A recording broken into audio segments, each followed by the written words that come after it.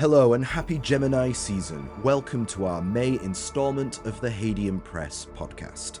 This month, I am very happy to welcome Dr. Alexander Cummins back to the show to discuss his vast library's worth of video lectures, research, and articles on historical cunning craft and sorcery. To paraphrase from his bio, Dr. Alexander Cummins is a professional diviner, consultant sorcerer, and historian of magic. Indeed, he presents history itself as a form of necromancy while exploring grimoires, divination, and folk cunning. Alexander is also the co-host of the phenomenal radio Free Golgotha, which he presents with Jesse Hathaway, exploring sorcerer's folk traditions, divination, magic and materia, Saint Cyprian, the Grimorian Verum, and much, much more. Today, we touch on a handful of Al's online foundation courses and classes. We discuss his research on historical cunning traditions, the humours in food and drink, the Verum, and the manner in which spirits are organised and work together in texts such as the Science of Nigromancy. Of course, we also hit on the use and application of stones, bones, words, and herbs in our magic, and have a fantastic talk on exactly why Dr. Al loves the dirt-sorceries and divinations of geomancy, and how the chthonic light of spiritual malarchy brings illumination to our work. I am your host, Matt Hadfield, and I am honoured to welcome Dr. Alexander Cummins back to the Hadium Press podcast.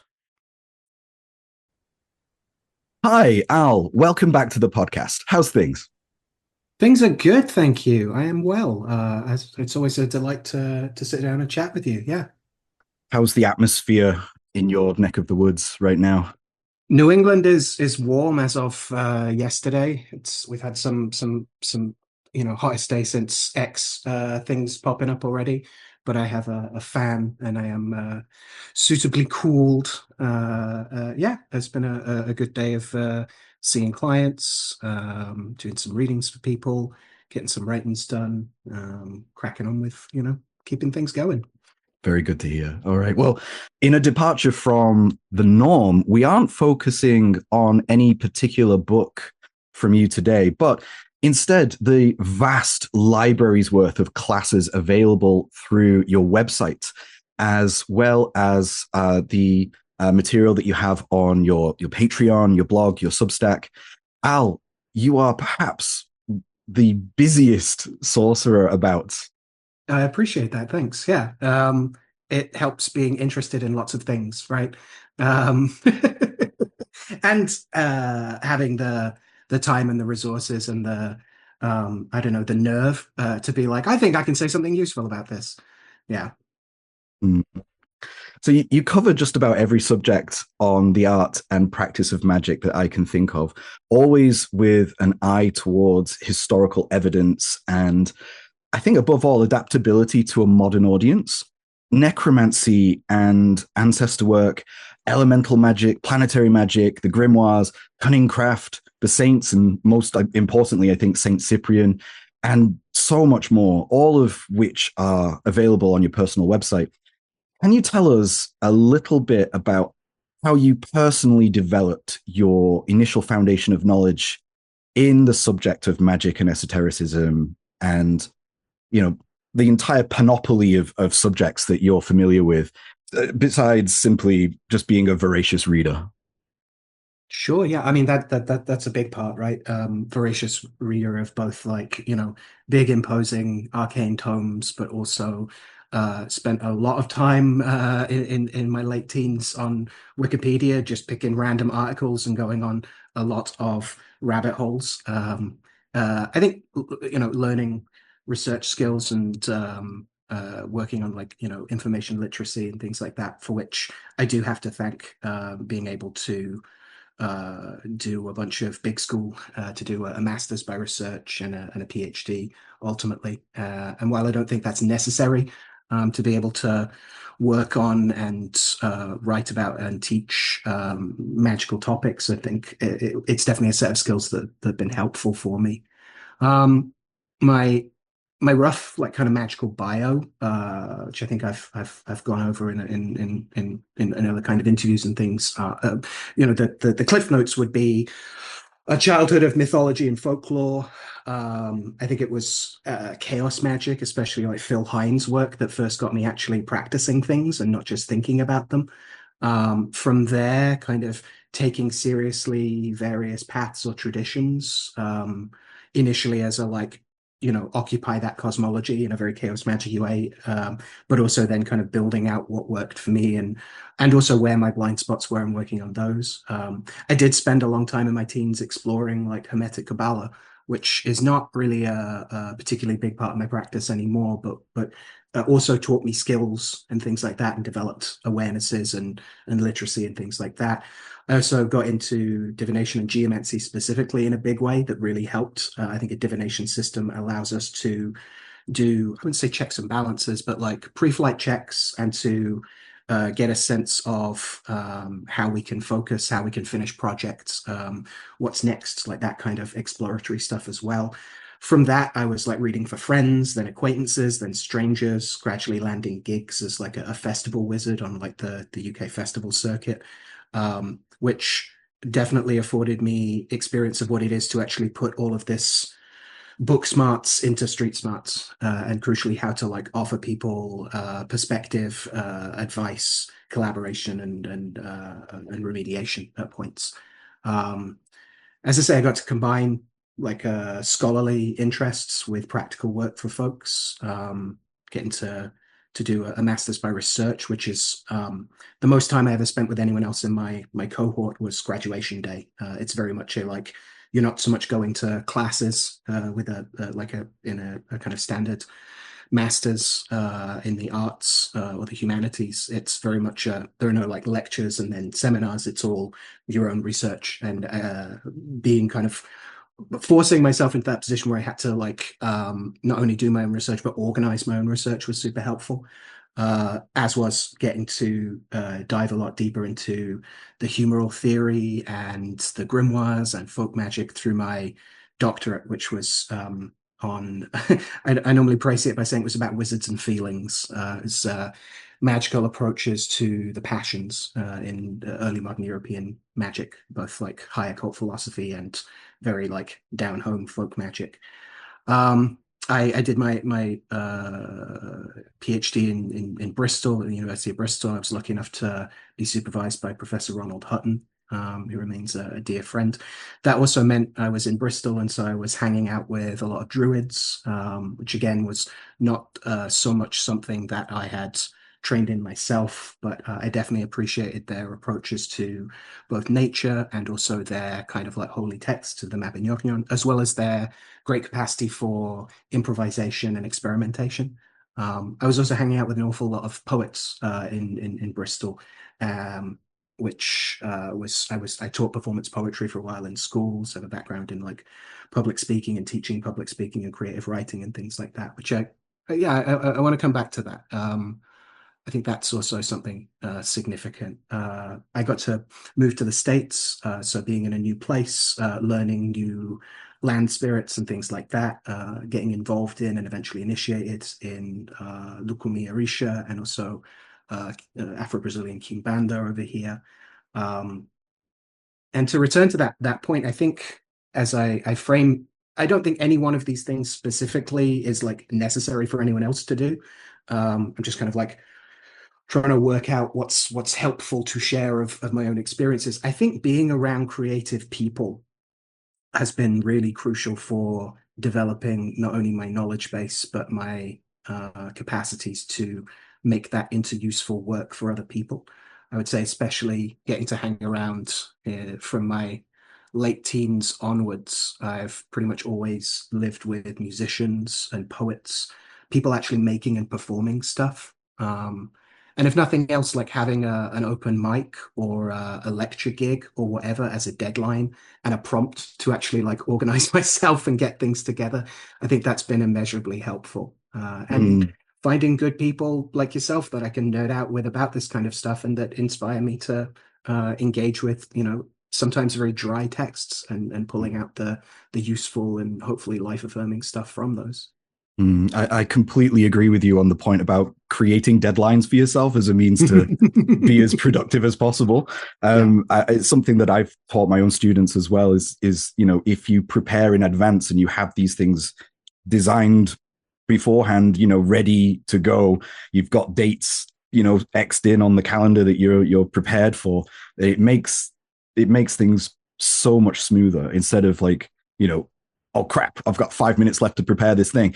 Uh, yeah. although sometimes you There's do, that is also Sometimes we sometimes do our best work on the fly. But sometimes again, you speak to any improviser and they're like, yeah, the more I practice, the luckier I get, right? yeah, yes, yes. What gets embodied, we get good at what we practice. So being Mm, very aware of what it is we're practicing is mm, important.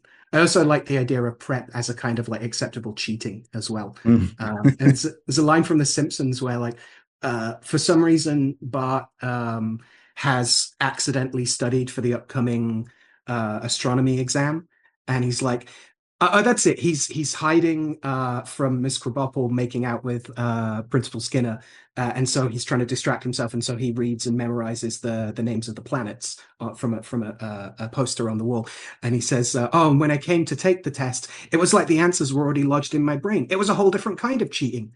And I've definitely like I internalized that a lot. I also want to ask you, like, were you the kid that was making the printouts of PDFs of chaos magic texts at school? Um, a little bit, yeah. I think that was just a bit like when I was in secondary school, like to date myself, the internet did exist, but we were past GeoCities at that point, but not far past it. But yeah, finding whatever I could on like what was it, Autonomatrix and a bunch of those kinds of sites. Said The cluster. Yeah, the ideas of like, oh, you can buy these like, sweets and like empower your consecrate like candies and stuff for things. This idea of like working with what I actually had rather than pretending to be a medieval monk has stuck with me as well, honestly. Yeah, I remember printing out Phil Hines' condensed chaos on the Mhm. school printer and like trying very hard to like hide exactly what it was that I was printing out because it was when you're printing it all out on paper as well, even if it's on double side, it's still a considerable amount of paper that's coming out of the machine. Yeah, yeah, is hell is yeah, this for school? Is this for your homework? Yes, yes, it absolutely. is. It's homework. Yeah, yeah, yeah. It's a Uh, project I'm working on. Yeah.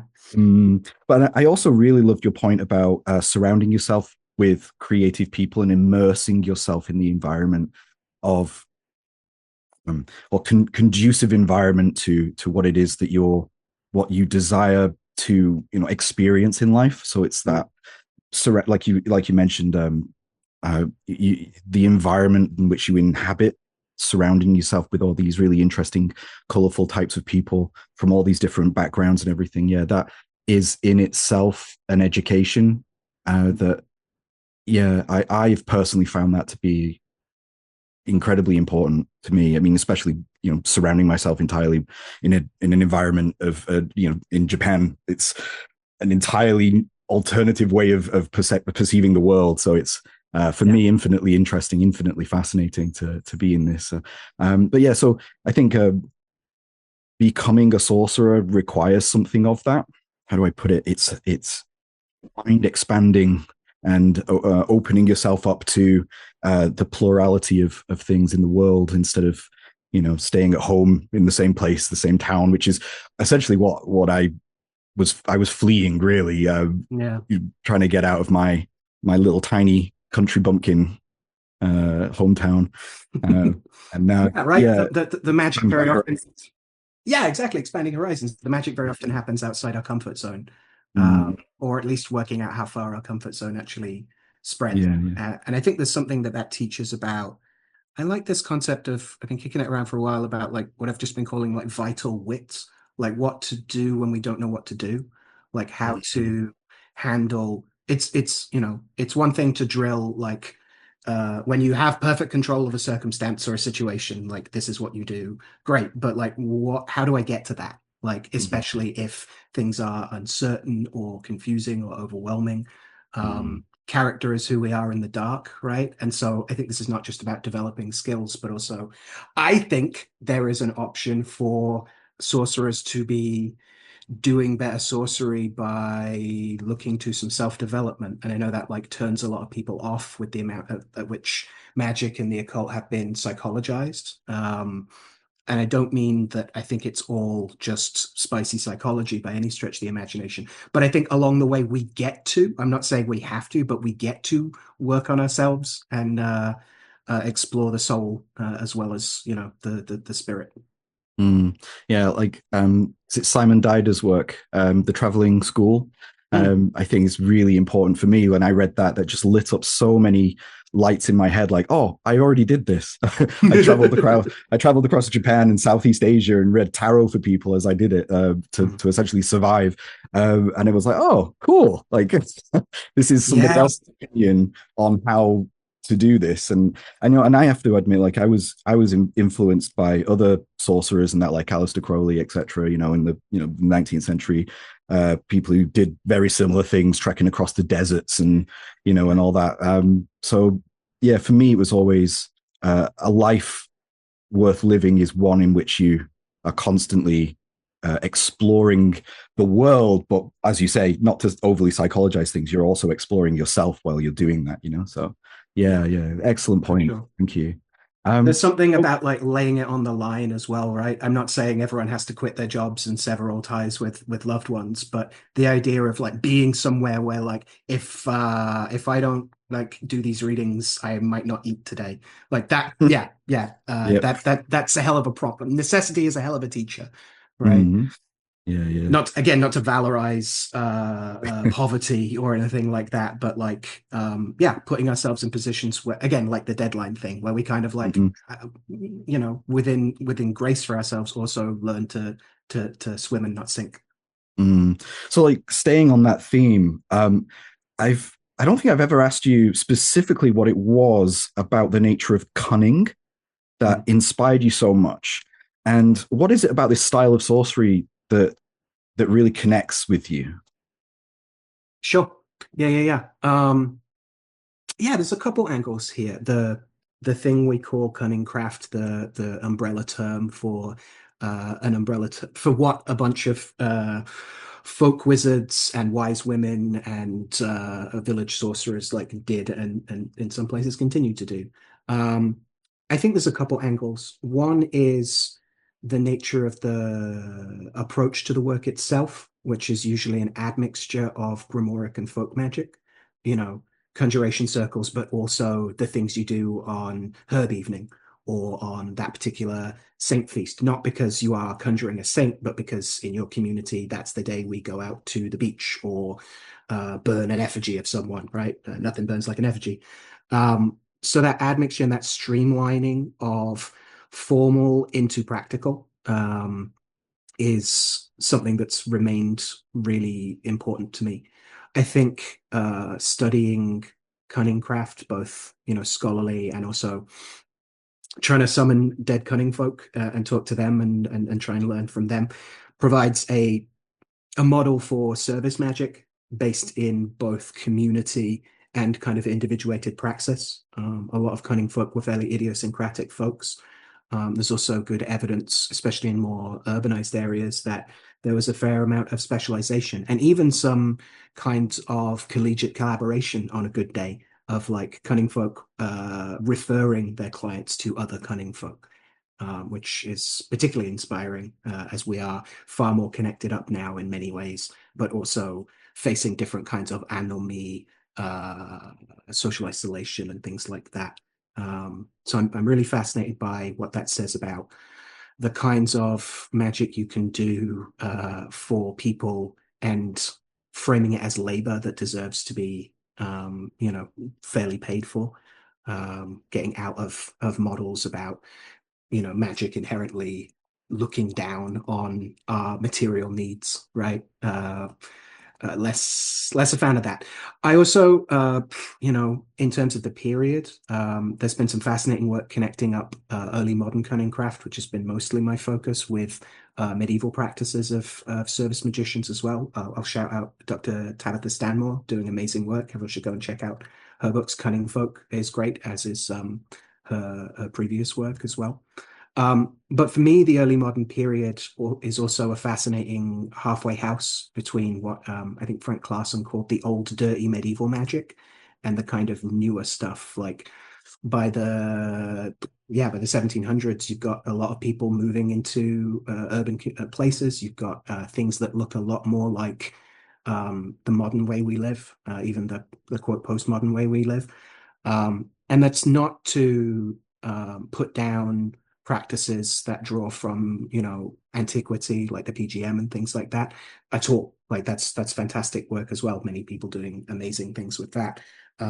But the idea of being able to get at the way in which people conceived of that work, like their approach to the thing, not just what the spell was, is I think really crucial, especially when we are looking to adapt, to substitute, to experiment, and things like that.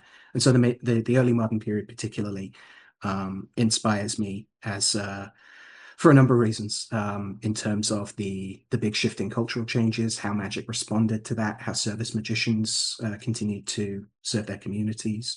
Along with the politics of that being the time when the English killed a king, had some wonderful experiments in anarcho-communism, etc., etc. That's also very inspiring for sure. Yeah, yeah, an interesting period of history for sure. And like you said, like situating the grimoires and magic in the early modern period. You have like the Verum, which Mhm. was itself, I think, distributed around the University of Paris, etc. In that environment. So you do have we say urban, not in the modern city sense of urban. I mean, it was for them. Yeah. It would have been a few thousand, tens of thousands at most people back then, and goats and all that agricultural Mhm. thing would have been much more prevalent and Yeah. accessible to them. But it's still that changing of times, which is really, really fascinating, really interesting. Yeah, and you mentioned before, like that Cunning Craft itself is something that provides a service and is people especially in the modern community, the modern magical communities, you do see a lot of people looking down the nose at folks who charge for practical services for sorcery. There is this I think it's a bit of a residue from this idea of magic itself being like a theurgic, the soul is transcending this filthy, earthly world and going to a higher plane. And what the magic that the cunning folk were doing was not necessarily that. They were more interested in making sure that a child was born properly, or an animal was Mhm. born properly, Mhm. or who would win the races or sort of thing. It's far more practical and immediate. It's not nobody's suggesting that that cunning folk are asking money for services that raise the soul in some way necessarily to a higher plane of existence. So there is that distinction to make, I think. Yeah, yeah, that they're fairly inherently embroiled, imbricated in the economic reality and circumstances Mm, and situations that people are facing. Yeah. And it's worldly.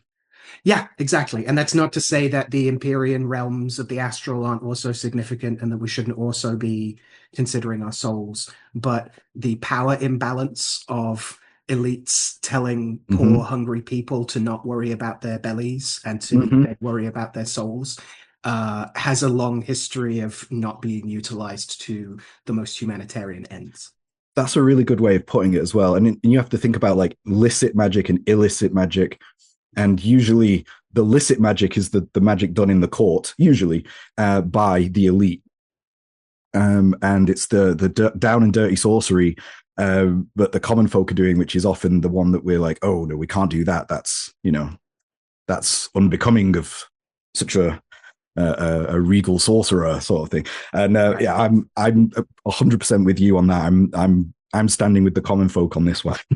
Yeah, for sure. But Yeah. I will 100% rob information from those people with the Oh, um, absolutely. 100%. We work with what we have. That's a really fundamental folk magical principle, I think, is mm-hmm, trying to do as much as we can with as little as we have.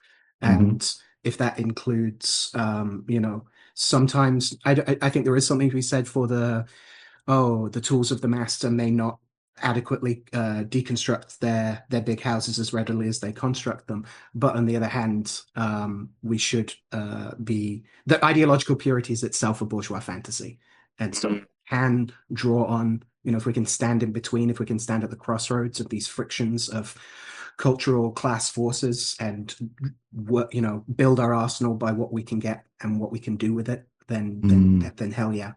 yeah, yeah. So cunning cunning craft itself as a tradition, quote unquote. I mean, it's not Mm. one specific tradition, it's a whole group of different things that are all going on in Europe, in the UK, in early America. So there's a lot to encompass, but it's a tradition which has developed naturally and flowed from pre-modernity into the modern day. And I remember Jake Stratton Kent used to say all the time that we're attempting to reconstruct a broken transmission of knowledge. But how do you feel about this? I mean, the more I read about the subject, the more I'm coming to realize that, some grimoires were even published as late as, say, published, were created as late as the late 19th and the very early 20th century. And then we start to see like an overlap with this idea of the occult revival, with the Golden Dawn, etc., and Thelema, and they sort of whitewash over what came before them and were like, oh no, that's all trash. Don't do that. We've reconstructed it with this, lost Tibetan and Indian knowledge, which makes it suddenly infinitely better. Mm. And no, we don't like any of that necromancy. That's garbage. Get rid of that. So behind the scenes, though, the cunning tradition was unbroken. I think we can argue that there's well, precisely because we're not talking about a specific system of magic that was handed down by initiation from, mouth to ear, and so in that sense, we can't really talk about broken or unbroken because it's more a set of approaches to a set of Mm, problems, and um, a common context and a common set of approaches through divination, through charming, through spirit calling, and through engagement with community, while also being a little one foot in, one foot out of like a kind of ordinary or everyday world, if we want to put it like mm, that. So that's worth bearing in mind when we're talking about broken and unbroken. Also worth talking about, even within this context of it was, an approach, an ethos more than it was a membership card. It's worth pointing out that the 20th century did see a lot of disruption, a lot of things that, along with increasing urbanization, and so there are a lot less people doing the old agricultural cunnings, the field blessings, and so on. Again, though, some of those are being revived with people relooking and repracticing and reviving, wassailing and things like that. That is a part of like our engagement with the land and with community as well. But things like a police force, like a formal police force, um, uh, meant that a job that cunning folk would quite often do was now being done by someone else. The rise of insurance companies means that there's different ways of handling when you lose something, or when you can't find something, or when you need to borrow money, like banks. So a lot of modern institutions have eaten into the kinds of problems that cunning folk would help people deal with. mm, So the role has maybe changed somewhat. You will still find folks doing those kinds of things, may or may not call themselves that, but can still be, found at the pub, those kinds of things. Like, I don't want to say mm. it's not, I think there's a tendency to talk about like, we used to have so much of this stuff and all the old magic is gone, and we're rudderless in this postmodern world, and it's all very doomy. And I don't think that's terribly helpful or even necessarily accurate in all cases. But I do think that the more you look at, I don't want to like I don't want to say a middle class, because I don't think that's quite accurate. We definitely have deeply working class and occasionally very aristocratic cunning folk.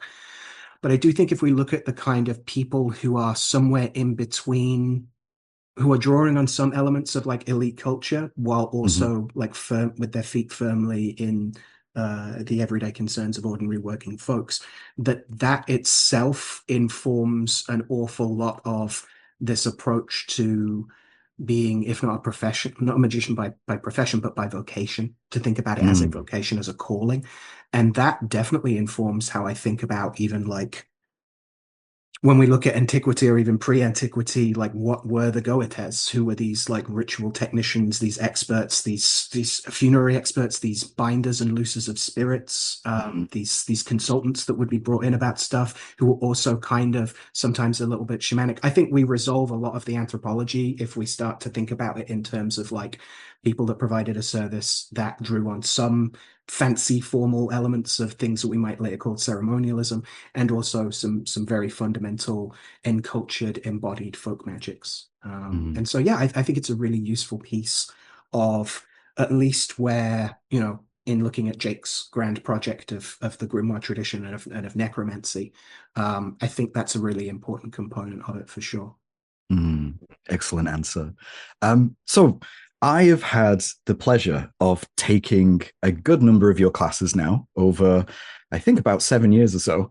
The first I ever took, yeah, it was about 6 or 7 years ago, and I was keen to learn more about the Four Kings specifically, and you were offering a four-part course on the subject. And taking that course gave me it gave me the tools that I needed at the time, and I'm still using now to implement a lot of the research that I've been doing. And yeah, it gave me so much focus and so much direction with that. So I literally can't thank you enough for providing that for me at that crucial moment in my personal development, because it really helped me. I suppose I should also mention that the Art of Cyprian's Mirror of the Four Kings, which I think is the highest rated pamphlet for me personally, from provided by Hadean Press, because Thank it you. is you're welcome. It's so rich. It's for a pamphlet. It might as well be a small book. Uh, can't recommend it enough. I really, really, really like it. Good, And mate. yeah, yeah.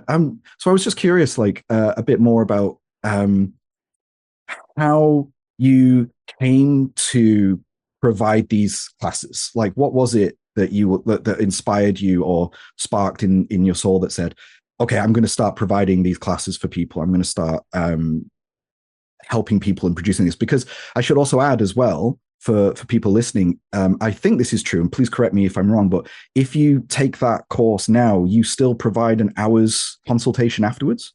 Oh yeah, yeah, like a one-to-one. So it's not just a bunch of uh me talking at you and slides on a recording. You know, so Mm-hmm, we get an hour of one-to-one mentorship, if you want to say, or coaching, or just hanging out mm-hmm, and talking about.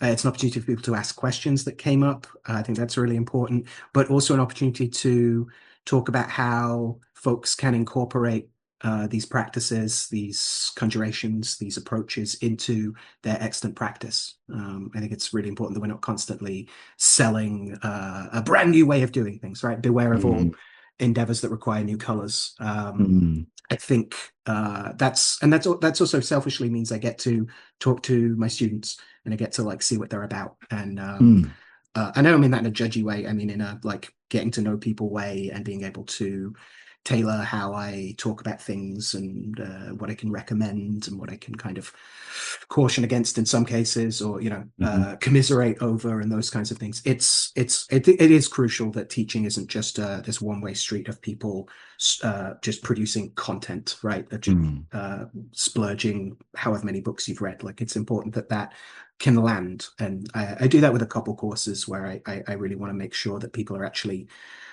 supported in making it bioavailable in their own practice and seeing, in some cases, how they're already doing a version of these kinds of things, which is its own kind of validation, not just in terms of like gold star, you did the thing I do, but is a sense of you have looked at this and at least implicitly drawn together an understanding of the underlying craft logics, and that that has been applied in your own work as well.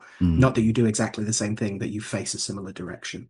And again, a good teacher should be able to support students and colleagues who might not do exactly the same thing as you, who probably can't do exactly the same thing you've done.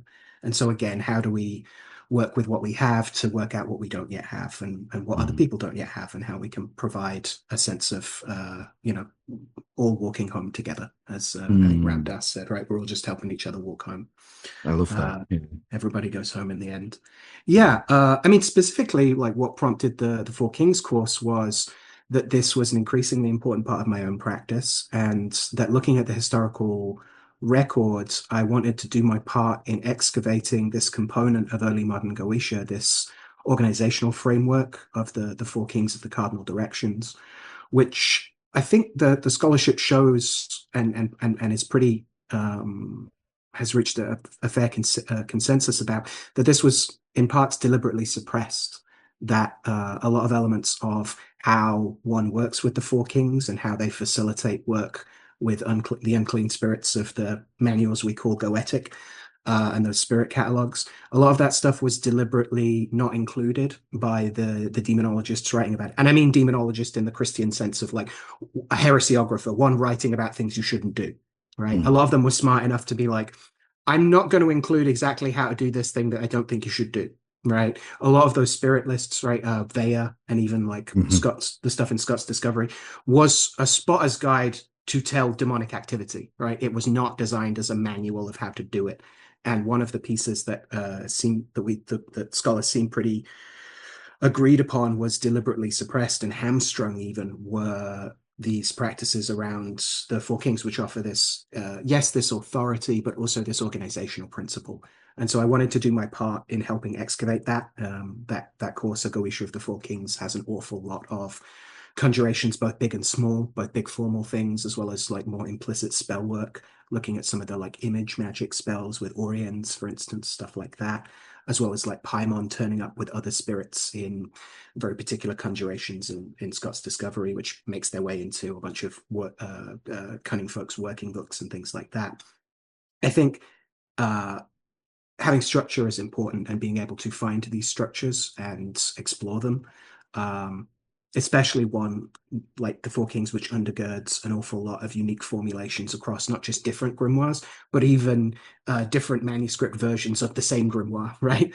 Uh, and for me, the crossroads of conjuration at which we do Four Kings work provides an extremely fruitful axis from which to work. Yes, quarters and elements, but also a context for explicit pacts, implicit spellcraft, and so on. Mm. Yeah, yeah, I loved it. I really loved that course. And again, thank you for putting it out for me, and for everyone. For sure. It radically transformed where I was going. Specifically, I mean, I'd already read Clavis Inferni, Mhm. etc. You know, like David Rankin and Stephen Skinner's text, and I'd already been exposed to it exposed to the Kings through reading about them through Jake. But I didn't have the full background information on them, and that's what your course provided. So I really can't recommend it enough. If people are interested in that, they should absolutely go and check it out. But recently, you put out a very excellent set of lessons titled "Fruits of the Stars," which I'm in the middle of right now. And that spans a vast amount of like magica materia, like humourial theory, like the historical practices of how specific foods were seen to like influence uh, the balance inside the body and inside the soul, and how you can like practically utilize that in your spirit work, which I think is really really cool. This course gives people like such an accessible entry point, I think, and like a really broad overview, not only of the rationale of how and why certain correspondences function, but also a wider initiation into the sorcerous application of food and drink in general. And what was it that inspired you to create this course? Is it you mentioned before your is it your master's or your PhD where you went into humourial theory and that? So was that part of this? Yeah, for sure. Yeah, yeah. In looking at yeah, humoral theory is fascinating to me, and not just because I really like personality tests. I increasingly don't, but when we look at humoral theory beyond just bad medicine or a four-part BuzzFeed test, are you more of a Samantha or a Carrie? Um, with New York being the fifth character, obviously. We see a model which incorporates spirit work, the energetics of occult virtue, embodied praxis of various sorts, emotional intelligence, and self-regulation, and even healing, right? And I think that's really crucial that it offers this model of healing and not healing as just a response to crises, but also like how do we stay healthy? How do we stay engaged? Health as a dynamic thing that we are balancing on the ball of, that we are keeping rolling as the stars change around us, as we age, as we develop, as we change. Like all those kinds of things are really crucial there. The the yeah, the because I could bang on a lot about the importance of humoral theory. I think it isn't it looks like a model to me that maps an awful lot of things beyond just what's going on in the body or in the individual. There are humors of places, or there are at least humoral affectivities that galvanize and downregulate affectivities within and without the body, the mind, the soul, the spirit, etc. Places can have humors. Kinds of relationships can have humors. Things definitely can have humors. And one of the ways that we can most pertinently get at that intersection of the interior and the exterior of how we bridge and explore the crossroads of self and situation, of body and environment, is through food. Food is a universal human need and also a place where culture and cosmology meet. We are sustained by our relationships with the environment, sure, but we are also nurtured by like our foodways, our particular forms of engagement with the things that we grow and Hmm. maybe process and offer crucially as well. And there's a profound magic in food and drink. This course was aimed at exploring the ways we could not only work planetary spellcraft, so going through those lists of like not just what's a Venusian fruit, but like what is it about this fruit's unique occult virtues that make it Venusian, right? Starting from that point and then from the correspondence list and then developing relationships with the spirit of the fruit, as well as like spirits that like being offered that fruit, as well as spirits that don't necessarily like being offered it, but prompt some useful behavior or response from them, right? Mm, How we can utilize what we have to continue to cohere and deploy occult virtue and the affectivities of these energetics and entities. Uh, mm.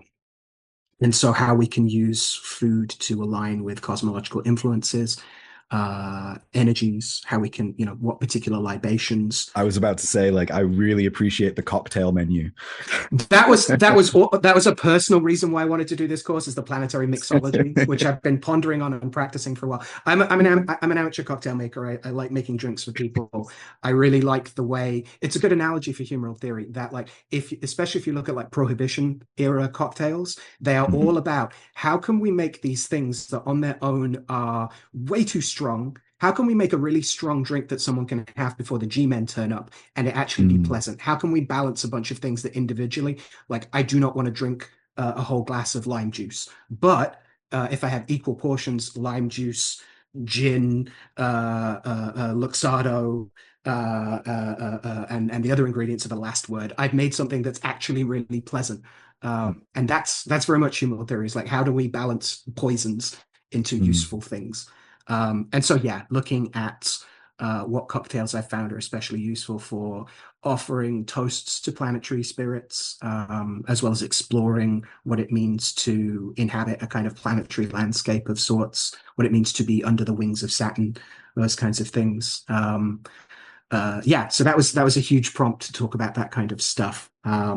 Definitely the fun of like we get to make ourselves and our friends and our spirits some nice little drinks. And Mm, again, celebrating with our spirits is, I think, a really crucial thing. That mm, gratitude attitude, but also that like that's what makes a spirit like not just a working spirit, but a familiar spirit, a familial spirit. They're part of the family, and you treat them like that, and that includes potentially setting a table at some version of dinner, that kind of thing.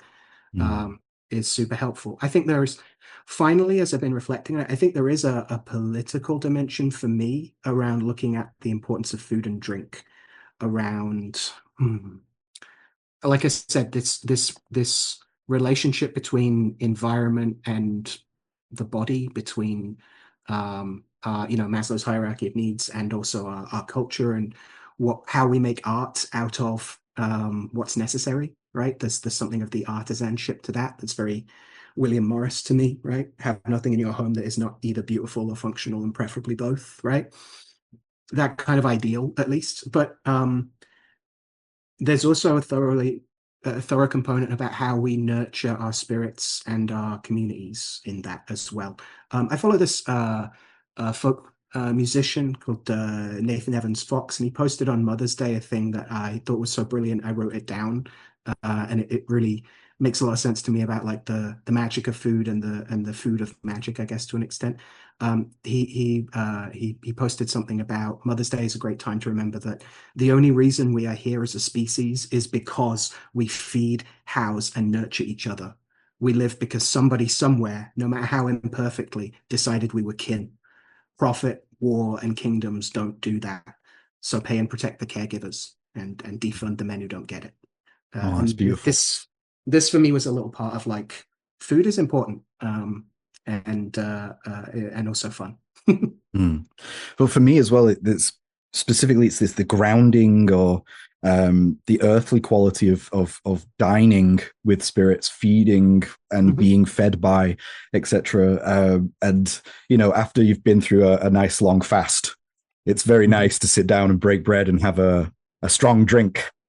Hell yeah. Hell yeah. Yeah, yeah. Yeah. So it's Hmm. this it's just this wonderfully worldly expression of sorcery, which is what I'm all about. So really appreciate this course that you're putting out right now. And again, I recommend people go check it out, especially if you're interested in how to apply all of the various correspondences of foods and things that you might find in textbooks of magic. Um, yeah, highly recommended.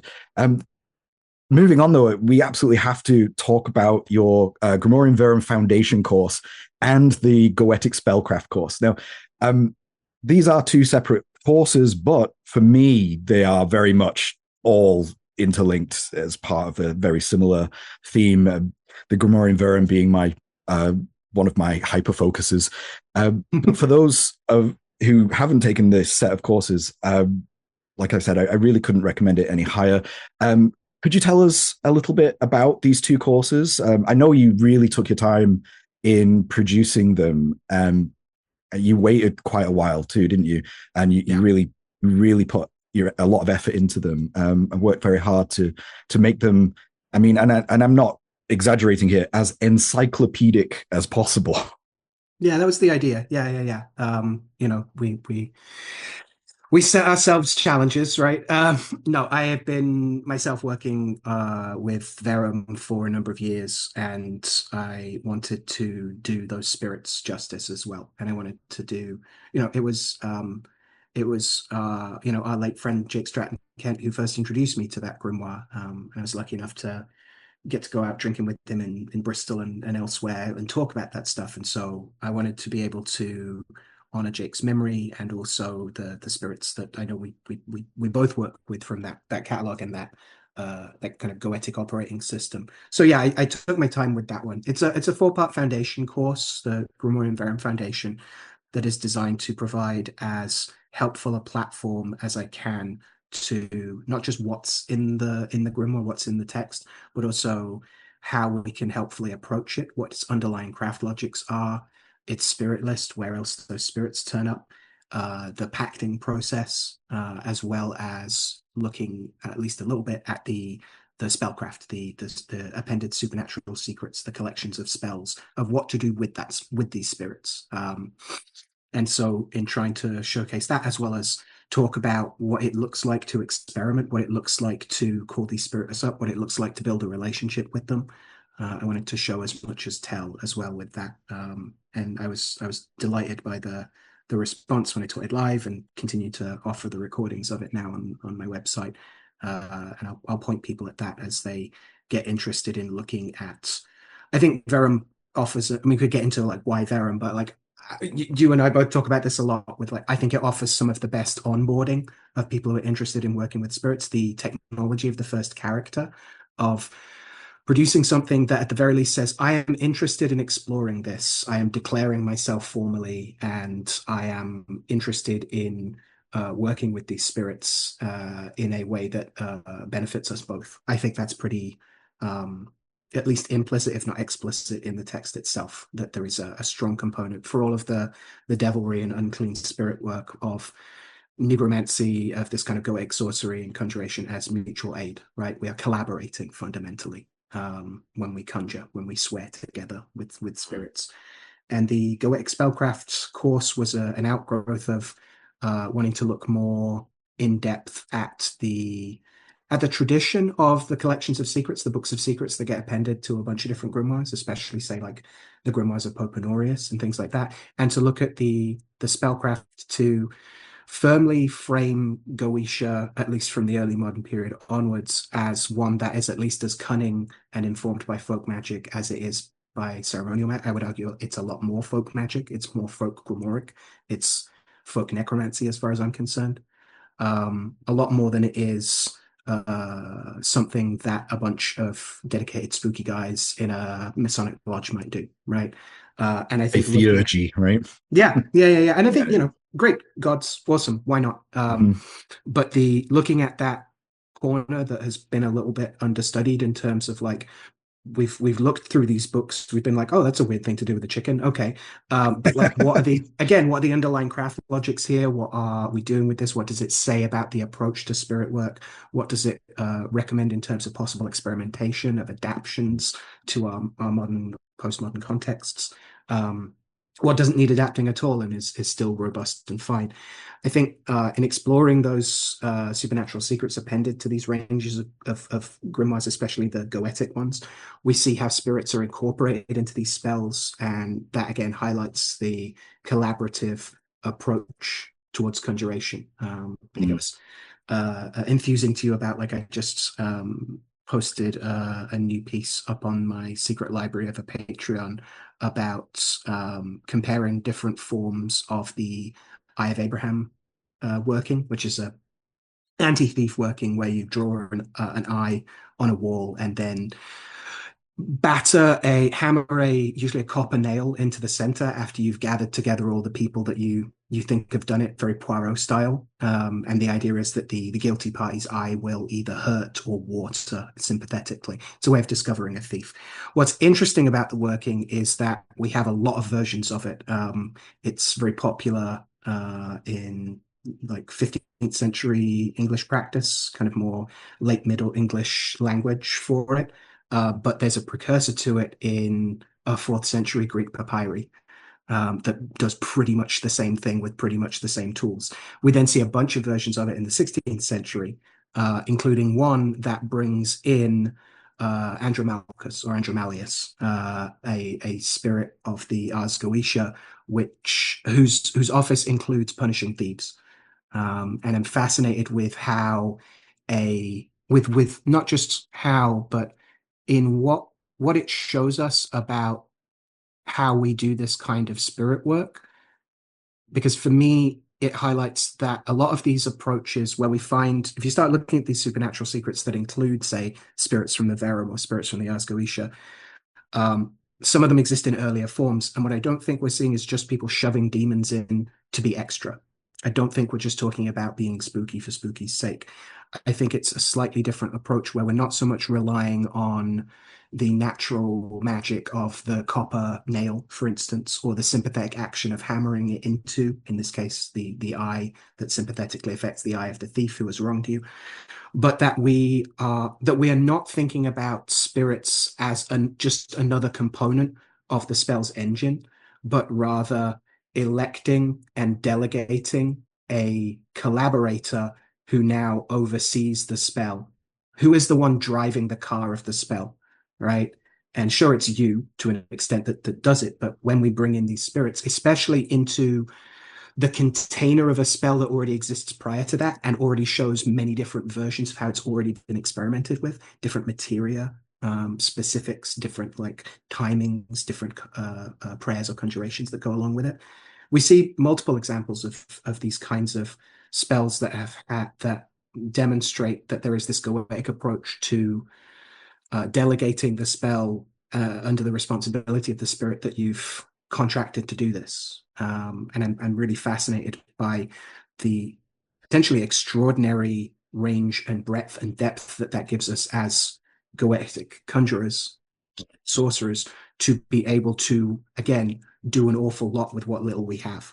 Right. And I also, I mean, I could talk about thief magic and thievery and all that a lot. I mean, I love the idea of taking a lot of those spells and flipping them on their head a bit, and playing very creatively with them. But I think there's more to say specifically on the subject of the collaborative nature of the spirits that you're working with as well. And so you'll find in the Grimoire and Verum that there'll be a specific spell, and there'll be like 2 or 3 spirits that all work together to produce X result. And what this course is really good at doing is it gives you the tools to see which spirits sort of work well together within the catalog. So you can then strike out on your own, do a bit of your own divination, do a bit of your own conjuration, see who's willing to work with whom, and then build your own spells. And I think that is where the real meat of the course comes in. And for me personally, it's been incredibly gratifying to have that explained to me in a way that really helped me make sense of a lot of jumbled stuff that was flying around in my head. And you put it together in a really interesting way that helped me see simplified ways of constructing those constructing one's own spells, I think, which is highly potent and very interesting, and I'm really appreciative of that. And talking about the idea of spirits working together, another one of your courses which I really enjoyed is the Science of Nigromancy, and in which the spirits themselves are actually organized into troops or small work gangs. Working gang. They're called. Right. Could you tell us a little bit more about that specific grimoire? Because I think a lot of people might not know about it, and it's a really fascinating, for me at least, it's a really fascinating piece of the overall grimoire puzzle, because the head of this grimoire is often missing from many other grimoires as a leading spirit. So maybe I'll let you fill in the details. Sure. Yeah. So the book of the Science of Nigromancy is a 16th century English text that's found in a collection in Sloane manuscript 3853. Now, many of these Sloane manuscripts are themselves, they're not just one text, right? They're the way that Sloane and people a little bit before him put together a range, a Gallimaufry miscellany of different little treatises, one of which is found in 3853, which is called a book called the Book of the Denel. Within that is a version of this book of the Science of Nigromancy that consists of 3 key chapters, 3 key sections. The first is about binding the spirits enclosed by Asmodee. That's where it lists a bunch of these working gangs of spirits that do particular things. So like other spirit catalogs, this spirit has a purview on, giving you favor with lords and superiors. Instead of it being one spirit, it's a whole group of spirits. And so those chapters, as they get called, those groups, those work gangs, are listed there. The second chapter is an extended conjuration of Asmodee as the kind of ruler or organizer of these spirits, who, again, huge spirit, big news, big guy. Well worth us thinking more about, for sure. And the third section of the Science of Nigromancy is about what it calls applied conjurations. It works in a pretty similar way to Verum in terms of most of it is about a pact with the spirits that you need to put in place first so that they'll work with you. The difference with the science is that you pact with all of them all of these chapters of spirits at once. And it also therefore places a really key role in your book of calls. It is more of an actual Liber Spiritum in the sense that you have the characters of those work gangs of spirits, and when you open your book and show that, that is a key part of the conjuration itself, that the book is a launch pad of sorts. It is your kind of your altar. And a lot of the applied conjurations are, once you have that pact in place, now here's how to deploy and send those spirits out to do the thing. And those are also very practical and often based in like gestural things. So there's a whole band of fighters who will like do combat magic, who will go and like fight people that are trying to hurt you. And one of the ways of conjuring them is, amongst other things, there's utterances, there's citations, there's conjurations, which are often very short as well. But it involves opening the book and placing a spear on top of across the book. Or there's working with the doctors, Heli and Corazon, interesting name there, who it is said that their applied conjuration is that you anoint your hands with a small amount of honey before you open the book, which might make you a little sticky, but is also an antiseptic. So there are the things that we do, ways we face, ways in which we say, okay, fly, my pretties, right?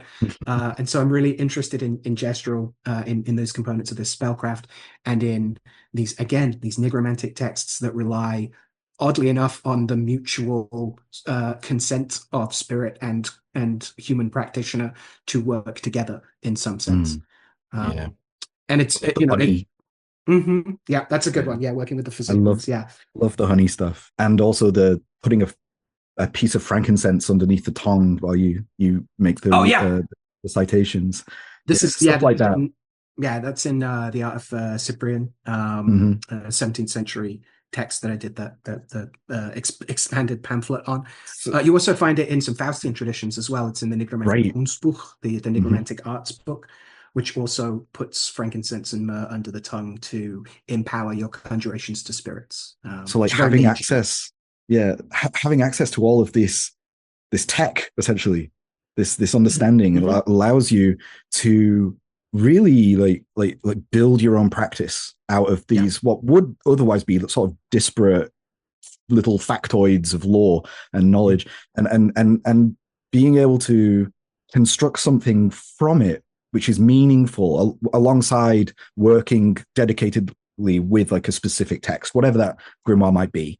Work of the Verum, or even if you want the Ars Goetia or whatever it is that you're actually specifically working with. It gives you all of these extra regions in which to contemplate, to think about, okay, how do I approach this and how do I work with this spirit, instead of just following the letter of the book, which some people still to this day say is the way that you should do it. I mean, to a degree, but like for me, it's always been that these texts were never static. In the transmission of their entire history of the grimoires, they've always been evolving, constantly adapting. And you used the phrase before, the miscellany, which is something I just read in Jim Baker's upcoming work on necromancy, which is, it's not necessarily a grimoire, but it was a text in which every time the summoner, the conjurer, they've discovered a new piece of something interesting, they just wrote it down. And so they just collected them into these textbooks. I mean, we could call them grimoires, but they're more like disparate bits of information all brought together. But, we look at the other grimoires, we see the bits that work tend to get copied in to the next one, and repeated. And so what we're left with is this idea that, for me at least, that the grimoires aren't these monoliths that have been trapped in amber. And so saying, oh, we should only follow them exactly by what's written in them, to me sort of misses the point, because the point of it is that they are growing, changing, evolving, adapting, and that we have to do that in our modern day to keep them going. So being so strict to only follow them by the letter seems to be, in my opinion, sort of just attempting to role play as a medieval monk or something.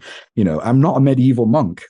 Yeah, there's a little bit of divesting the authority onto something else that we can then emulate, right? As opposed to stepping into it itself. As you say, it's at odds with the actual history and transmission and Mhm. reception of grimoires to say just do exactly what's in the text. That's not a useful thing to say because again, different texts of the same grimoire are going to phrase things slightly differently. The other point that many people have raised before me and probably far more eloquently is that most grimoires, especially the formal pacting part of them, is the thing that you do that's the springboard into now you have a relationship with the spirit. It's how to build the telephone and maybe even the first number to dial, the operator, to be able to then talk to other people. And what you do with that is then not necessarily up to you, but is in the sense of uh, it is in the sense of like you are now responsible for your own practice and what you do Mm. with it. And Yeah. once you have the ability to build that Stargate and for the spirit to come through it, then you can start to collaborate with that spirit. And if it says things that aren't in a book, who are you going to believe, right? Mm. Uh, Mhm. like the whole point is that we are working towards more familiar relationships with the spirits we have found helpful to work with. And the book Mm. is usually the books are the way to start that off. They're not like the only thing that you can ever do. Mm. Yeah, excellently put.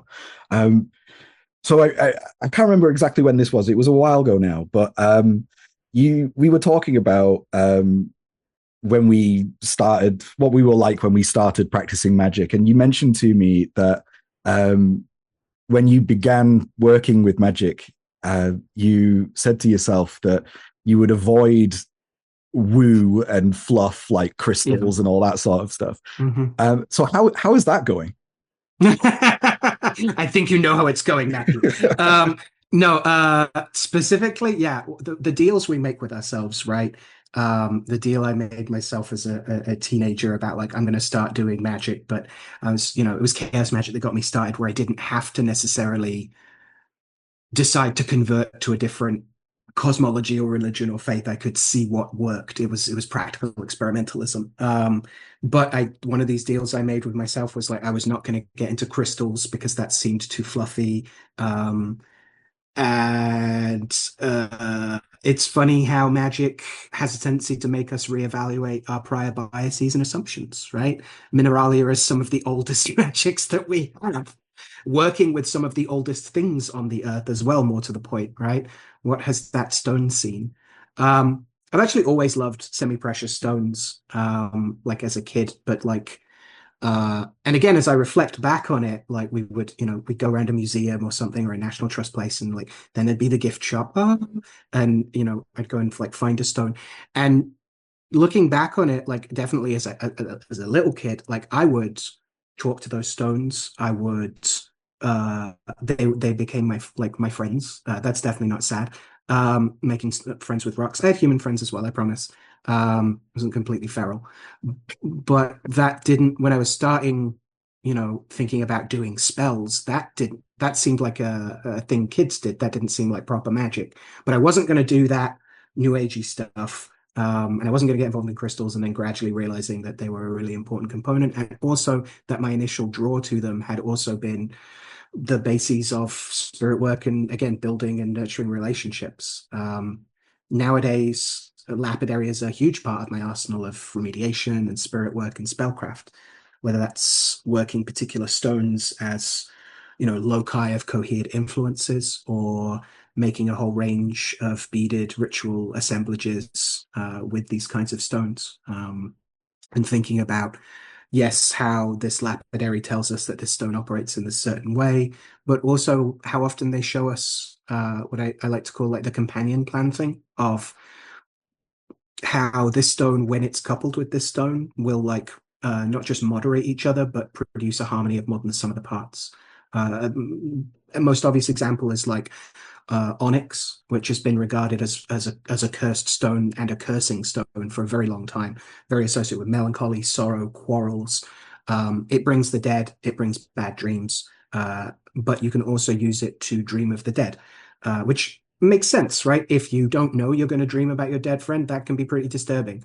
But if you're trying to talk to them and trying to continue that relationship or build a new one, then it can be of great favor. And a lot of these medieval lapidaries talk about if onyx is combined with sard, which could mean a number of things, but it has often meant what we now call carnelian, that if these are paired together, that the fleshiness of carnelian, the flesh stone, right, this redness, this livening principle will help moderate some of the more deleteriously melancholic qualities of onyx. And so you can utilize the strengths of both to again create more than the sum of the parts.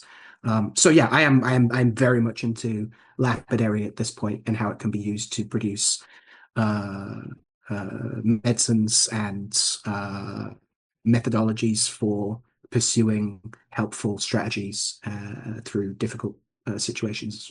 Mm-hmm. Yeah. And you're constructing a bracelet right now, right? Yeah, I just made a whole bunch. I've made 9 bracelets. I actually made them a while ago. I started them on the September Feast of Cyprian. They are bracelets for working with tutelary shades specifically. So I started them on Cyprian's September Feast.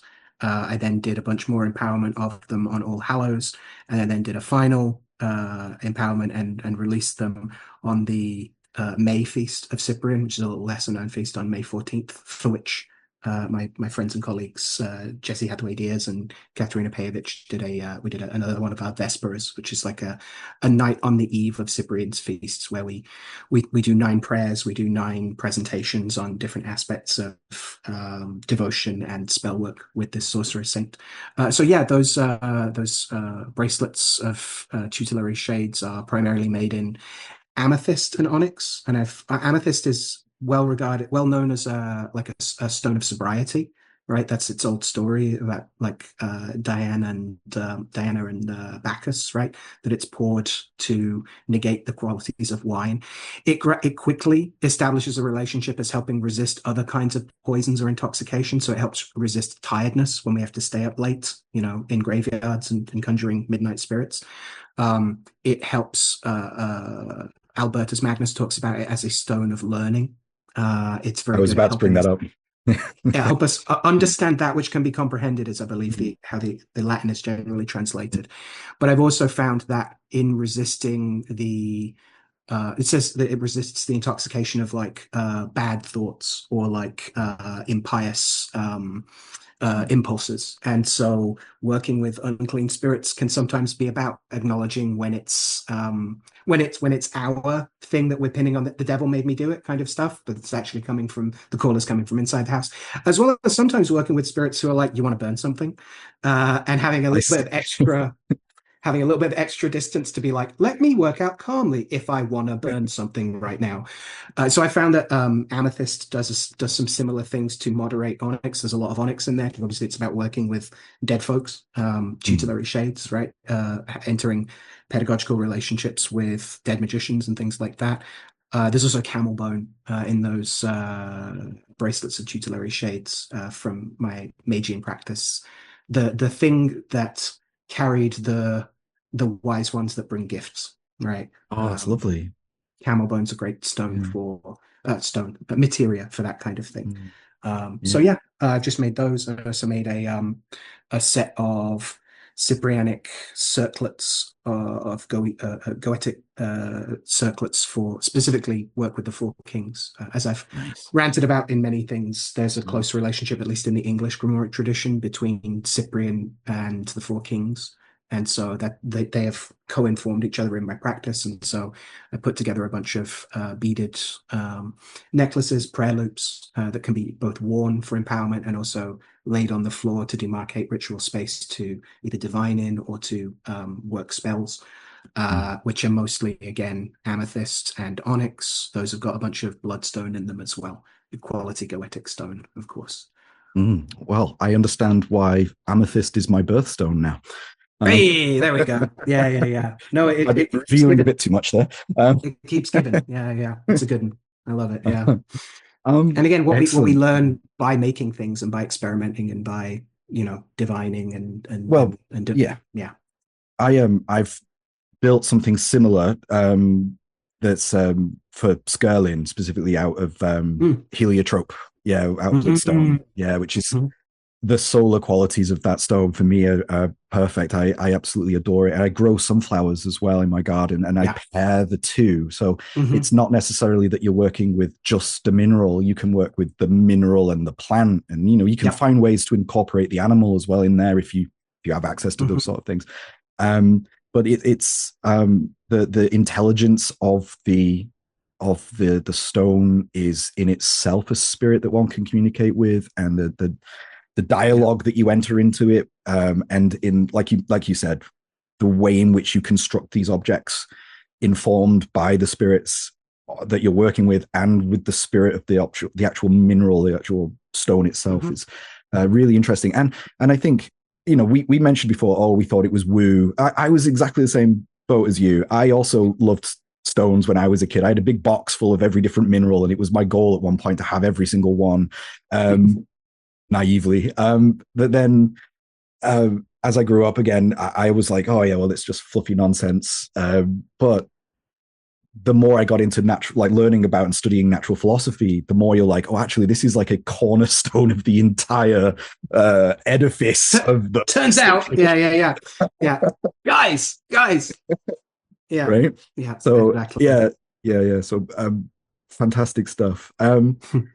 So I kind of also I think we mentioned your Substack in my interview with you with Brian Johnson when we were doing your book, the Black Raven. Is that right? The Black Raven? Yeah. Hmm. Yeah.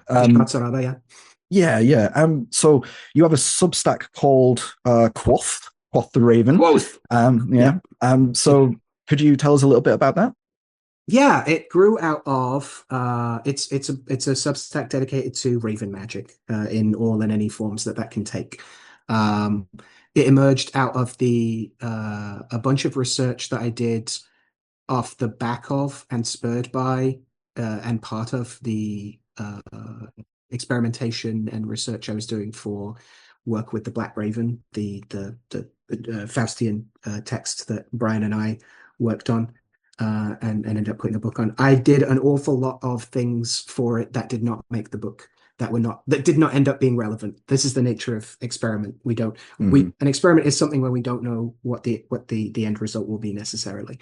And this included an awful lot of looking at Raven magic. As it turns out, the Black Raven itself doesn't have that much Raven in it.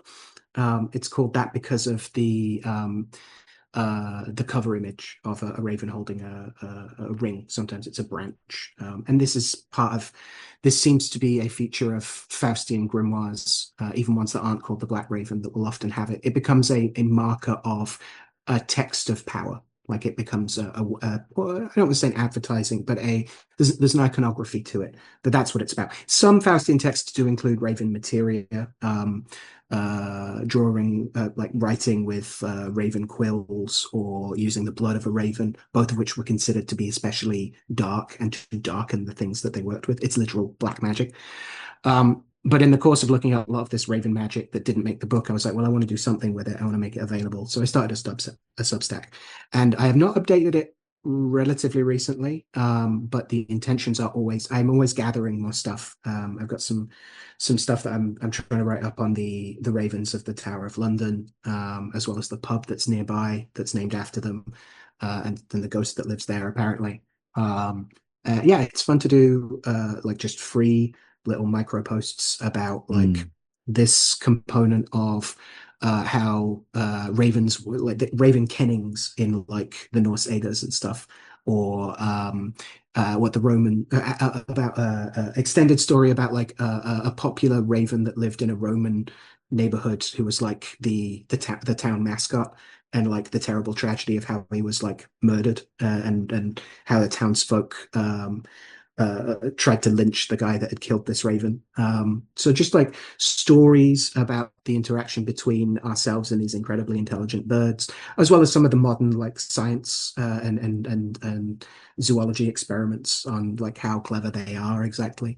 And they fascinate me, and a certain amount of how corvids more broadly intersect with unclean spirit work of various sorts, the bird clans of the Mm-hmm. Goetia, Mm-hmm. and many other things related to that. So it's a joy to put it out when I have a new piece. and I'm just going to keep adding to it in time. Maybe eventually I'll collect them as collected essays or something. But it's just fun to put Mm. that out, honestly. I love like collections of folklore that have very niche topics that are Right, right, interesting. right, right, right, right, right, Did right. you keep Not just attorney at bird law, but like attorney at raven law specifically, and right? corvids more generally. But yeah, Yeah, yeah, exactly. yeah, Specificity yeah. is our friend. Mhm. Yeah, and you have and to be clear, before we mentioned that your main website is your main website your Patreon, or you have a separate I have two. website? I have a You have main two. professional facing one, which is the imaginatively titled alexandercummins.com. There you go. That's where people can learn more about the kinds of services and readings I offer. There's a little blog space there, which I called Endnotes because it's about Hmm. the philosophy of necromancy, and I thought that was very clever. But most people seem to be like, why are you naming it after the wrong kind of footnotes? But that's a little micro blog which has a bunch of resources as well as a good couple posts called things like So You're Interested in Necromancy, which collates a bunch of my interviews and free resources and YouTube talks, as well as classes and courses I offer, and a kind of breakdown and overview of what's in them and why you might want to take them if they're, in light of whatever your current research or praxis foci are right now. So there's my website, and then there's the what I call the secret library of my Patreon, um, which is a resource I've been building for a good couple of years now, which mostly focuses on three related um, interests of cunning craft, a bunch of stuff on like traditional pre-modern, usually English, but European folk magic, folk necromancy. This thing I'm continuing to build out in talks with Jesse and doing RFG and teaching classes around the everyday interactions between the living and the dead, which can cover like ancestor veneration and things like that, as well as making friends with ghosts, and even up to a bunch of the folkloric stuff that's found in a lot of what in how I practice my Goetia, for instance, and then Geomancy as my favorite divination system, and so writing up a mixture of big, lengthy delineations of how the figures speak in different parts of a chart, developing various other resources, as well as a lot of geomantic ritual art, music, prayers, calls, conjuration, and even a bunch of visionary exercises I'm working on at the moment. And yeah, the Patreon is great as a place to be able to publish work of like forthcoming things, or sneak previews of like work in progress, as well as providing like I do a monthly help desk for people if they have questions about something, or if they want to share a shield chart they're not sure of, or they're wondering if there's a good book on such and such, as well as providing a place for people to cohere in, at least in digital space, a little community where I can offer discounts on my classes and courses, early access to the batches of talismans I make, that kind of thing. So there's a nice like Hmm. community element to it as well. So yeah, those are my two main sites, which yeah, I'm really grateful to all the secret librarians who continue to support me and let me make it possible for me to do, all this writing and teaching and whatnot. And I was surprised by how cheap some of the courses are that you can buy individually on the Patreon as well. It's definitely worth people checking it out, and seeing like what might be most interesting to them, and then sort of developing out from there, and then finding anything else that they're interested in learning about this subject from you. It's all good stuff. Finally, I kind of wanted to ask you about your previously mentioned favorite divination method, namely geomancy. Sure. You have several courses out on the subject, and there's like a lot of different modalities as well. You teach like divination with it, but you also teach Mhm. spellcraft with it, which is Mhm. really interesting. Mhm. So I'm not sure if I've ever asked you this, but why geomancy? Why do you love it so much? What is it about this form of divination that really sparks you? I think there's a good couple things. Okay, so it is a sister of astrology, so it does have a kind of it has a basis in astrological schema at the very least. It is not about measuring the positions of the stars, but it is about understanding that Um, Saturn is often considered an earthy planet, for instance, like that kind of thing. If you know your 7 planets, you are most of the way to understanding the 16 figures that make up Geomancy's answers. Like just straight up, like each planet rules at least two signs, and then there are two that are ruled by the two benefics and the two malefics. Like easy, simple, straightforward. And I think planetary magic is one of the kinds of vaguely things that can provide a kind of lingua franca for an awful lot of different kinds of occultists. Most people who dip even a moderately big toe in this kind of stuff usually end up doing something with planets, whether that's planetary overlays of chakras or it's in-depth Hellenistic astrology or modern or traditional. Like the planets crop up in a lot of places, even just in the days of the week, right?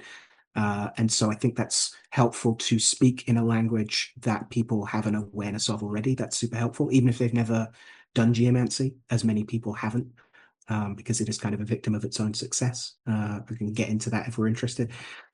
It's also deeply elemental. I think it's maybe the most elemental divination system I've come across, which means it can be really easily combined with humoral medicine and magic, both in terms of like how we assess ourselves and also our interrelations with environments, as we talked about. The figures themselves are literally diagrams of elemental affectivity. A geomantic figure is a 4-bit binary figure, if we're going to talk in maths terms, which means like the I Ching, but instead of 6 lines, it's 4 lines, which each one contains either a single or a double dot. That's why it's binary, and it's 4-bit because there are 4 lines. Each of those lines is given to an element. So each figure is a diagram of the elemental interactivities that are present. And there's a certain borrowing of like 1 dot is active or activating or cohering, and 2 dots is passive or dissipating. So you're looking at how the elements talk to each other in the course of each of these 16 answers. Um, I am also a huge fan of how geomancy works through a dialectic flow of patterns measured and played out, that you can add a figure. In fact, to generate a shield chart, you have to be able to add figures to other figures. What does that mean? Well, because these are 4-bit binary figures, uh, a pattern of energy measured, a pattern of fate playing out, is regarded as being able to be opposed or challenged or added to or shifted to a different pattern, right? A thing happens, then something else happens. Thesis, antithesis, right? In dialectic terms. You can literally add the number of dots on each of those lines together to create new odds or evens. So two figures can literally be added together to always produce a third figure. There are Mm. interactivities of these patterns played out. I can give you examples if you like. So classic would be, let's think about this, Pua, fiery martial figure often associated with Aries. In its construction, its fire line is 1 dot, focused fire. Its air is focused. Its water is dissipated, and its earth is focused. 1-1-2-1, we might say, when it sounds like we're testing mics. When that pattern, the young warrior, the young martial, bravado, the knight errant going out on his quest, when he meets the road, the way, via figure of the moon's dynamism, which is all single dots, Mm. you add those together and you will produce uh, two Two, dots, 2 dots, two. 1 dot, and one, right? Yeah, It's yeah, even, odd, even. yeah. This is hard to just talk about. The diagrams make it much more useful. That figure 2212 is Albus, the wise one, Hmm. the sage. So the young warrior goes out on the fluxing and winding road of life, and in meeting that road, wisdom is created, right? Mm. We can do any combination of those things. Another example would be Puella, Venusian figure, 1211. Venus as craftswoman, queening stuff. When that is added, there's an interesting triad between that and Amicio, the other Venusian figure, an earthy figure of loss, 1212. Those figures added together produce Tristitia, sorrow. The idea that sorrow will always remind the lover that grief is love persisting past mortality. There are Mm. like little lessons, little parables we can draw from these things. Mm. It's a lot easier to show people that in diagram form than it is Yeah, to describe. to talk about it. Yeah. But this sense that like geomancy is a divination based in a certain empiricism, we have noticed that this pattern of energy, when it meets this pattern, always produces this kind of pattern. And for me, that highlights that the diviner is not just there to say, oops, all towers, sucks to be you, but is also about this is the pattern of energy that's going to play out. Do we want to be behind the wheel of it or hit by the car of it? Like, what Yeah. useful thing can we do with this? How can Mm. we attend to most usefully lock down the things, the blessings that we can, avoid the maladies that we can, and weather the maladies that we can't, right? Mm. Geomancy is very good at getting us a plan of how to get to where we want to be based off where we are now. Again, Mm.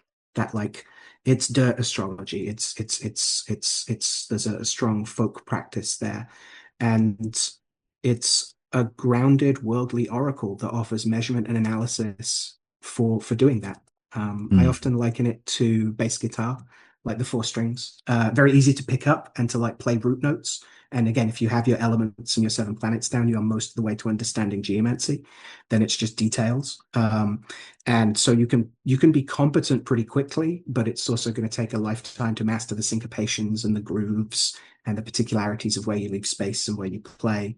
And again, geomancy from those four elements and seven planets creates 16 figures, which can sound like a lot, but really isn't.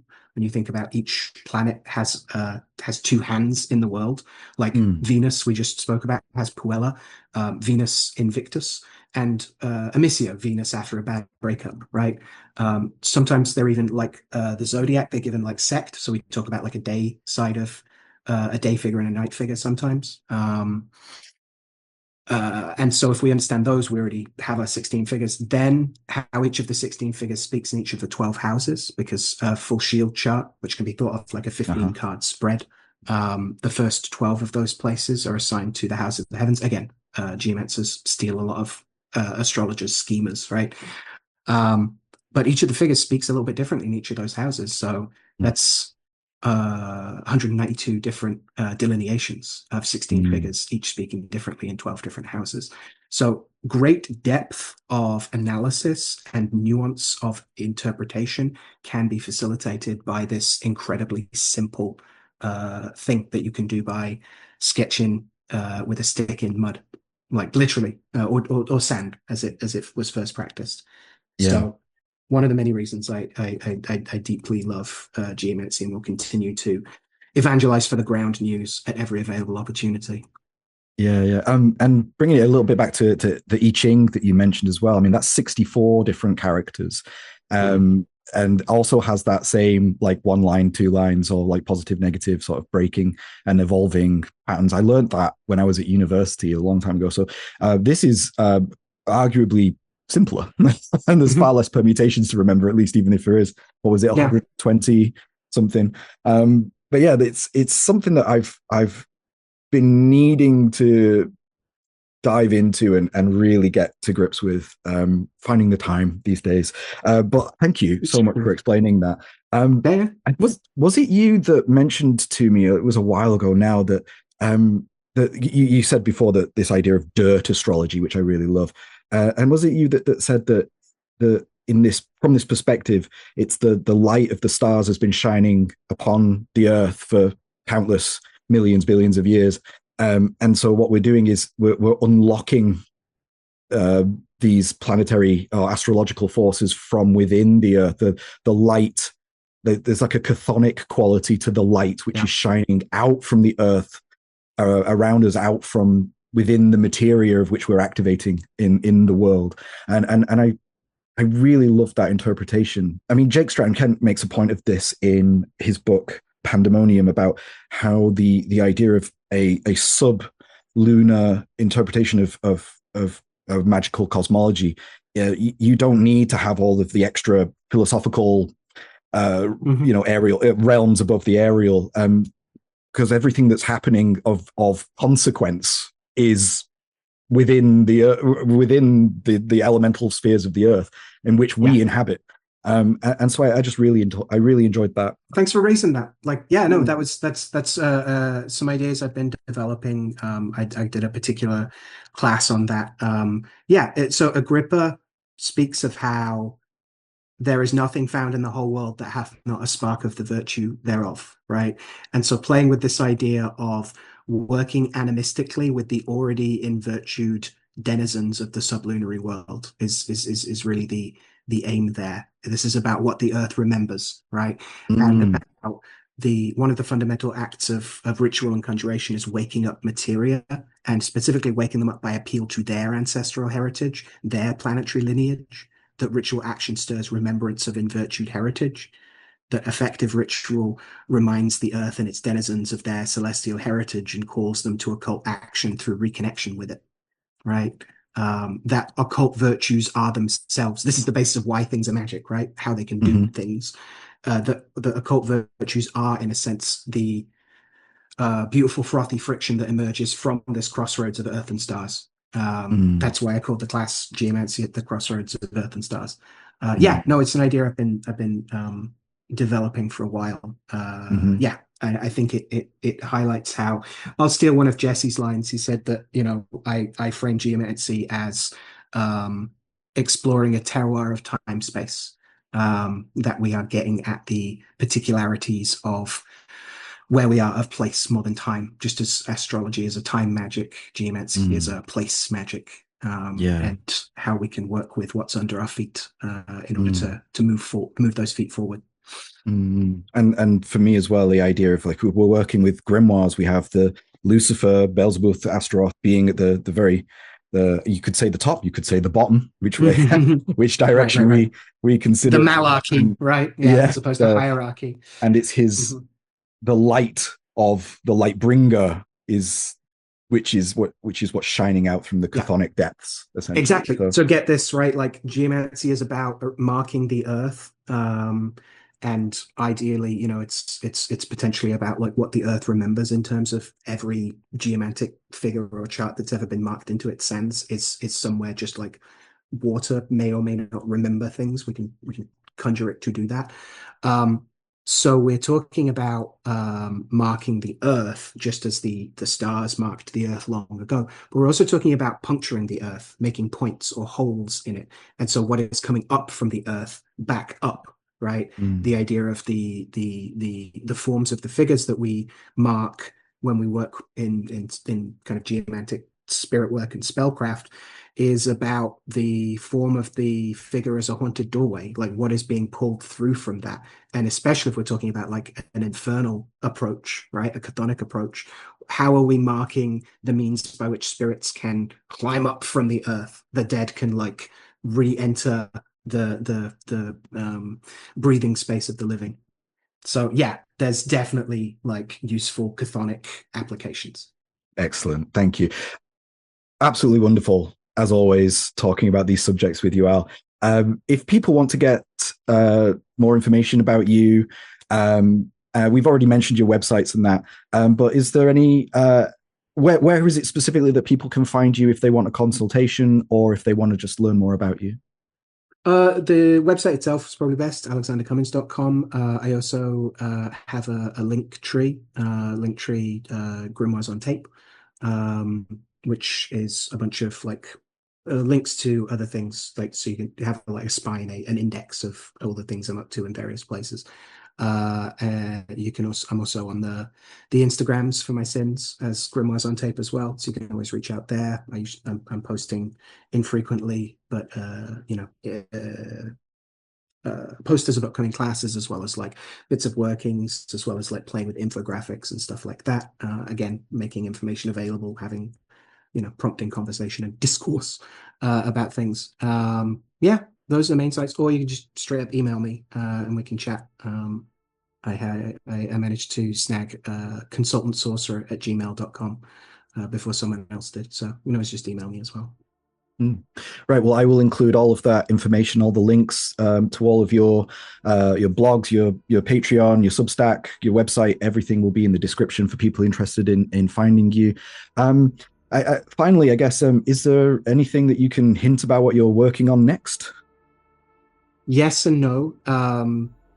Yes, not just because like it's fun to have secrets. Shout out to fellow Scorpios, but there is a certain amount at which like publishing some things take their own time. Like the seed does not sprout if we keep trying to dig it up and see if it's grown yet.